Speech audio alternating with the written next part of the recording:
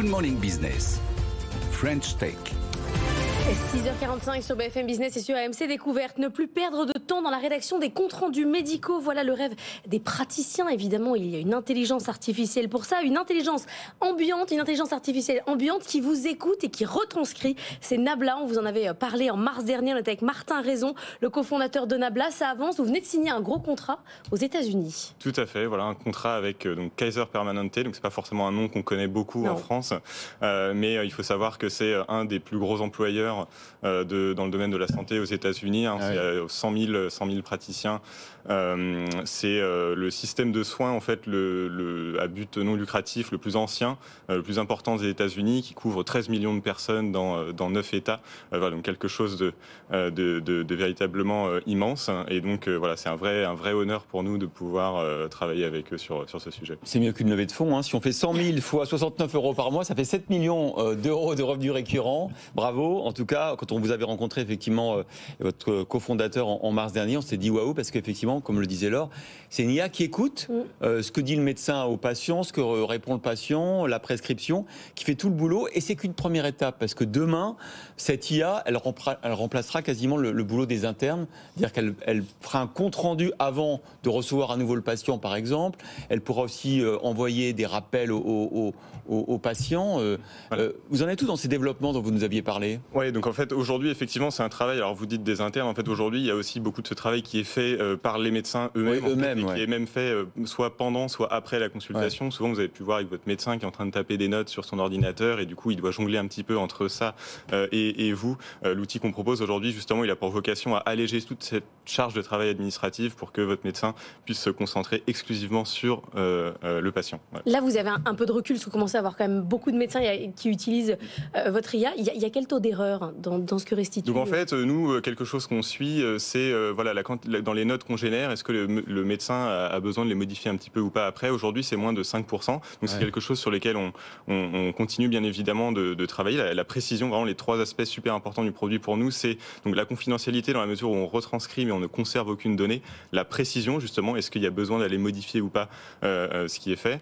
Et la vitesse qui est importante aussi. Aujourd'hui, on génère une note, voilà, ça prend moins de 20 secondes à peu près contre... voilà. Cet aspect confidentialité, comment ça se gère avec le patient au quotidien? C'est-à-dire le patient arrive chez le médecin, est-ce qu'il sait que la conversation est écoutée d'une certaine manière et est-ce que certains refusent? Enfin, j'imagine qu'il y a peut-être aussi une réticence. C'est ça, donc le médecin, il n'y a pas un protocole, le médecin va aller informer le patient de ça, demander un peu l'autorisation du patient. Après, nous, ce qu'on observe, c'est que généralement, il n'y a aucun problème à ce niveau-là. De toute façon, en fait, ce qu'il faut bien avoir en tête, c'est que les données aujourd'hui sont déjà stockées dans des systèmes informatiques. C'est pas quelque chose de fondamentalement nouveau. C'est vrai que là où on va un petit peu plus loin, c'est il y a effectivement ce côté retranscription du signal audio. Et c'est pour ça que pour nous, c'est extrêmement important de ne conserver absolument rien. C'est-à-dire, il y a un traitement des données qui est effectué et juste après, on oublie. C'est une contrainte qui est très forte, mais très très importante pour nous.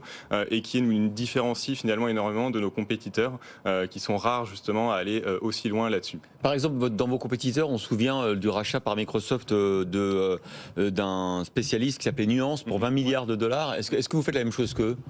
Alors, je pense qu'il y a des choses qui se recoupent un petit peu. Après, c'est vrai que jusqu'à une date récente, cette catégorie de produits n'existait pas forcément. Donc, Nuance allait par exemple être très très fort sur juste le processus de transcription lui-même.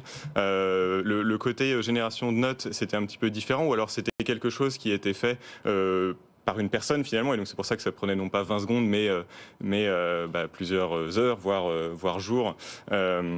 Donc toute cette technologie finalement a été un peu débloquée par les avancées récentes en matière d'intelligence artificielle, donc sur lesquelles donc nous on travaille depuis de nombreuses années. Donc on a une équipe qui est très très experte dans ce domaine. Sur le domaine de la santé, vraiment l'application de cette technologie au domaine de la santé, on travaille dessus très activement depuis 3 ans, même si le grand public en entend parler finalement énormément depuis novembre dernier. Nous on travaille depuis bien plus longtemps que ça là-dessus, et c'est ça justement qui nous a permis d'atteindre le niveau de précision nécessaire et l'expérience d'utilisation qui permet de faire en sorte que le produit soit utilisé de la bonne manière. Et qu'est-ce qu'elle peut faire après l'IA? Elle peut faire des conseils aux médecins, elle peut faire des recommandations de posologie? Alors justement, aujourd'hui, c'est précisément ce qu'on ne fait pas. La bonne nouvelle, c'est qu'en fait, on n'a pas vraiment besoin de faire ça aujourd'hui. C'est pas ça le besoin qui est exprimé par les médecins. Oui. C'est-à-dire que voilà, quand on fait une start-up, on est obligé d'être un petit peu rêveur, mais on est obligé de s'adresser vraiment aux besoins qui existent aujourd'hui.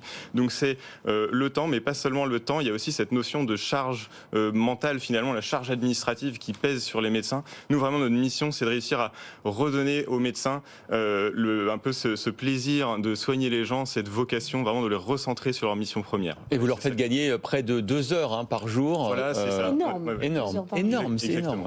Inconsidérable. Bravo. Martin Rézeau, cofondateur de Nabla, merci d'avoir été une nouvelle fois l'invité de la French Tech ce matin, c'était mérité. Alors quand je vois qu'au Capital, il y a Xavier Niel et la famille Pinault, décidément, ils ont encore fait une bonne affaire avec vous. Merci d'avoir été sur ce plateau.